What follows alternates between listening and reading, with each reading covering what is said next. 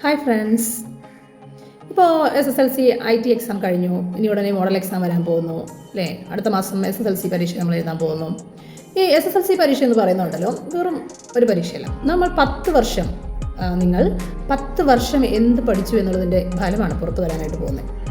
അപ്പോൾ ഇപ്പോൾ മറ്റുള്ളവർ എന്ത് പറയുന്നു എന്നുള്ളതിലല്ല കാര്യം. ഇപ്പോൾ എല്ലാവർക്കും ഭയങ്കര അമിതമായ പ്രതീക്ഷയായിരിക്കും നിങ്ങൾ, അച്ഛനും അമ്മയ്ക്കും അല്ലേ, അധ്യാപകർക്കൊക്കെ ഭയങ്കരമായ ഒരു പ്രതീക്ഷ വരുമ്പോൾ തീർച്ചയായിട്ടും അതിൻ്റെ ഒരു പ്രഷർ കൂടി നിങ്ങൾക്ക് വരും. ഫുൾ A+ കിട്ടുമോ, കിട്ടാതിരിക്കുമോ, പരീക്ഷ പാടായിരുന്നു, ചിലപ്പോൾ IT പരീക്ഷയോ തിയറി പാടായിരുന്നു, മാർക്ക് കിട്ടുമോ എന്നുള്ളൊരു പേടിയൊക്കെ നമുക്ക് ഭയങ്കരമായിട്ടുണ്ടാകുന്നൊരു സമയമാണിത്. പക്ഷേ ഈ സമയത്തുണ്ടല്ലോ, നമ്മൾ ഓടി തളർന്നിരിക്കേണ്ട സമയമല്ല. ഈ സമയം നമ്മൾ ഭയങ്കരമായിട്ട് ഉണർന്നിരിക്കേണ്ട സമയം, ഭയങ്കര ആക്റ്റീവായിട്ട് വർക്ക് ചെയ്യേണ്ട സമയമാണ്. ചിലപ്പോൾ നമുക്ക് മടുപ്പൊക്കെ തോന്നുമായിരിക്കും, പുസ്തകം എടുക്കാൻ നമുക്ക് ഉറക്കം വരുമായിരിക്കും, ക്ഷീണം തോന്നുമായിരിക്കും, ദൈവം ഇതെങ്ങനെ പഠിച്ചു തീർക്കും എന്നുള്ള ഭയങ്കര ടെൻഷനിലൊക്കെ ആയിരിക്കും നമ്മൾ. പക്ഷേ നിങ്ങൾക്കുണ്ടല്ലോ, പരീക്ഷയുടെ ഇടയിലുള്ള ആ ഒരു ഗ്യാപ്പിൽ പോലും നിങ്ങൾക്ക് ഈ വിഷയങ്ങളൊക്കെ പഠിച്ചു തരാൻ ഒരു സമയമുണ്ട്.